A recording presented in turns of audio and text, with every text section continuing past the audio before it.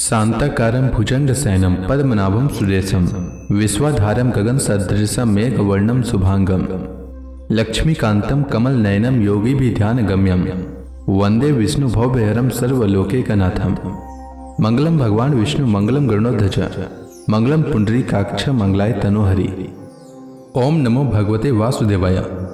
आज का दिन आप सभी के लिए मंगलमय हो। आइए सुनते हैं आश्विन मास कथा का 7वां अध्याय। दत्तात्रेय जी ने कहा, राजन, मैंने चंद्रमा से यह शिक्षा ग्रहण की है कि यद्यपि जिसकी गति नहीं जानी जा सकती, उस काल के प्रभाव से चंद्रमा की कलाएं घटती बढ़ती रहती है, तथापि चंद्रमा तो चंद्रमा ही है, वह न घटता है और न बढ़ता ही है। वैसे ही जन्म से लेकर मृत्यु पर्यंत जितनी भी अवस्थाएं हैं, सब शरीर की ही है, आत्मा से उनका कोई भी संबंध नहीं है। जैसे आग की लपट अथवा दीपक की लौ क्षण क्षण में उत्पन्न और नष्ट होती रहती है, उनका यह क्रम निरंतर चलता रहता है परंतु दिख नहीं पड़ता। वैसे ही जल प्रवाह के समान वेगवान काल के द्वारा क्षण क्षण में प्राणियों के शरीर की उत्पत्ति और विनाश होता रहता है, परंतु अज्ञानवश वह दिखाई नहीं पड़ता। राजन, मैंने सूर्य से यह शिक्षा ग्रहण की है कि जैसे वे अपनी किरणों से पृथ्वी का जल खींचते और समय पर उसे बरसा देते हैं, वैसे ही योगी पुरुष इंद्रियों के द्वारा समय पर विषयों का ग्रहण करता है और समय आने पर उनका त्याग कर देता है, उनका दान भी कर देता है। किसी भी समय उसे इंद्रिय के किसी भी विषय में आसक्ति नहीं होती। स्थूल बुद्धि पुरुषों को जल के विभिन्न पात्रों में प्रतिबिंबित हुआ सूर्य उन्हीं में प्रविष्ट सा होकर भिन्न भिन्न दिखाई पड़ता है, परंतु इससे स्वरूपतः सूर्य अनेक नहीं हो जाता। वैसे ही चल अचल उपाधियों के भेद से ऐसा जान पड़ता है कि प्रत्येक व्यक्ति में आत्मा अलग अलग है, परंतु जिनको ऐसा मालूम होता है उनकी बुद्धि मोटी है। असल बात तो यह है कि आत्मा सूर्य के समान एक ही है, स्वरूपतः उसमें कोई भेद नहीं है। राजन, कहीं किसी के साथ अत्यंत स्नेह अथवा आसक्ति न करनी चाहिए, अन्यथा उसकी बुद्धि अपना स्वातंत्र्य खोकर दीन हो जाएगी और उसे कबूतर की तरह अत्यंत क्लेश उठाना पड़ेगा। राजन, किसी जंगल में एक कबूतर रहता था। उसने एक पेड़ पर अपना घोंसला बना रखा था। अपनी मादा कबूतरी के साथ वह कई वर्षों तक उसी घोंसले में रहा। उस कबूतर के जोड़े के हृदय में निरंतर एक दूसरे के प्रति स्नेह की वृद्धि होती जाती थी। वे गृहस्थ धर्म में इतने आसक्त हो गए थे कि उन्होंने एक दूसरे की दृष्टि से दृष्टि, अंग से अंग और बुद्धि से बुद्धि को बांध रखा था। उनका एक दूसरे पर इतना विश्वास हो गया था कि वे निशंक होकर वहां की वृक्षावली में एक साथ सोते, बैठते, घूमते फिरते, ठहरते, बातचीत करते, खेलते और खाते पीते थे। राजन, कबूतरी पर कबूतर का इतना प्रेम था कि वह जो कुछ चाहती, कबूतर बड़े से बड़ा कष्ट उठाकर उसकी कामना पूर्ण करता। वह कबूतरी भी अपने कामुक पति की कामनाएं पूर्ण करती। समय आने पर कबूतरी को पहला गर्भ रहा। उसने अपने पति के पास ही घोंसले में अंडे दिए। भगवान की अचिंत्य शक्ति से समय आने पर वे अंडे फूट गए और उसमें से हाथ पैर वाले बच्चे निकल आए। उनका एक एक अंग और रोएं अत्यंत कोमल थे। अब उन कबूतर कबूतरी की आंखें अपने बच्चों पर लग गई। वे बड़े प्रेम और आनंद से अपने बच्चों का लालन पालन, लाड़ प्यार करते और उनकी मीठी बोली, उनकी गुटरगू सुन सुनकर आनंद मग्न हो जाते। बच्चे तो सदा सर्वदा प्रसन्न रहते ही हैं।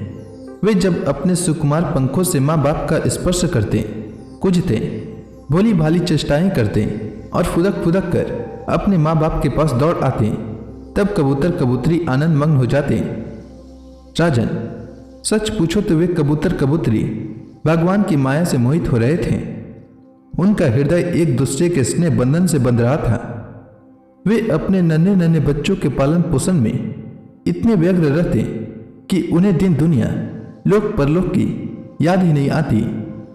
एक दिन दोनों नरमादा अपने बच्चों के लिए चारा लाने जंगल में गए हुए थे, क्योंकि अब उनका कुटुंब बहुत बढ़ गया था। वे चारे के लिए चिरकाल तक जंगल में चारों ओर विचरते रहे। इधर एक बहेलिया घूमता घूमता संयोगवश उनके घोंसले की ओर आ निकला। उसने देखा कि घोंसले के आसपास कबूतर के बच्चे फुदक रहे हैं। उसने जाल फैलाकर उन्हें पकड़ लिया। कबूतर कबूतरी बच्चों को खिलाने पिलाने के लिए हर समय उत्सुक रहा करते थे। अब वे चारा लेकर अपने घोंसले के पास आए। कबूतरी ने देखा कि उसके नन्हे नन्हे बच्चे उसके हृदय के टुकड़े जाल में फंसे हुए हैं और दुख से चें चें कर रहे हैं। उन्हें ऐसी स्थिति में देखकर कबूतरी के दुख की सीमा न रही। वह रोती चिल्लाती उनके पास दौड़ गई। भगवान की माया से उसका चित्त अत्यंत दिन दुखी हो रहा था। वह उमड़ते हुए स्नेह की रस्सी से जकड़ी हुई थी। अपने बच्चों को जाल में फंसा देखकर उसे अपने शरीर की भी सुध बुध न रही और वह स्वयं ही जाकर जाल में फंस गई। जब कबूतर ने देखा कि मेरे प्राणों से भी प्यारे बच्चे जाल में फंस गए हैं और मेरी प्राण प्रिया पत्नी भी उसी दशा में पहुंच गई है, तब वह अत्यंत दुखित होकर विलाप करने लगा। सचमुच उस समय उसकी दशा अत्यंत दयनीय थी। मैं अभागा हूं, दुर्मति हूं, हाय हाय, मेरा तो सत्यानाश हो गया। देखो देखो, न मुझे अभी तृप्ति हुई और न मेरी आशाएं ही पूरी हुई, तब तक मेरा धर्म, अर्थ और काम का मूल या गृहस्थाश्रम ही नष्ट हो गया।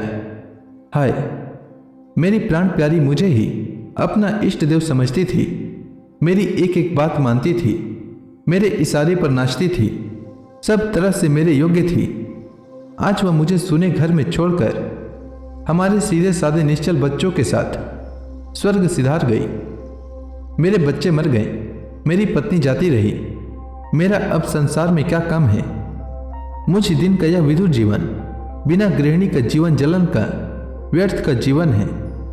अब मैं इस सुने घर में किसके लिए जीऊं? राजन, कबूतर के बच्चे जाल में फंस कर तड़फड़ा रहे थे। स्पष्ट दिख रहा था कि वे मौत के पंजे में हैं, परंतु वह मूर्ख कबूतर यह सब देखते हुए भी इतना दिन हो रहा था कि स्वयं जानबूझकर जाल में कूद पड़ा। राजन, वह बहेलिया बड़ा क्रूर था। गृहस्थाश्रमी कबूतर कबूतरी और उनके बच्चों के मिल जाने से उसे बड़ी प्रसन्नता हुई। उसने समझा मेरा काम बन गया और वह उन्हें लेकर चलता बना। जो कुटुंबी हैं, विषयों और लोगों की संग साथ में ही जिसे सुख मिलता है एवं अपने कुटुंब के भरण पोषण में ही जो सारी सुध बुध खो बैठता है, उसे कभी शांति नहीं मिल सकती। वह उसी कबूतर के समान अपने कुटुंब के साथ कष्ट पाता है। यह मनुष्य शरीर मुक्ति का खुला द्वार है। इसे पाकर भी जो कबूतर की तरह अपनी घर गृहस्थी में ही फंसा हुआ है, वह बहुत ऊंचे चढ़कर गिर रहा है। शास्त्र की भाषा में वह आरूढ़ च्युत है। तो इसी के साथ यह अध्याय समाप्त हुआ। इसके आगे की कथा मैं कल के अध्याय में सुनाऊंगा। तब तक के लिए भगवान हरि का नाम लेते रहें। तो प्रेम से बोलिए भगवान विष्णु की जय, श्री कृष्ण भगवान की जय, समस्त देवी देवताओं की जय।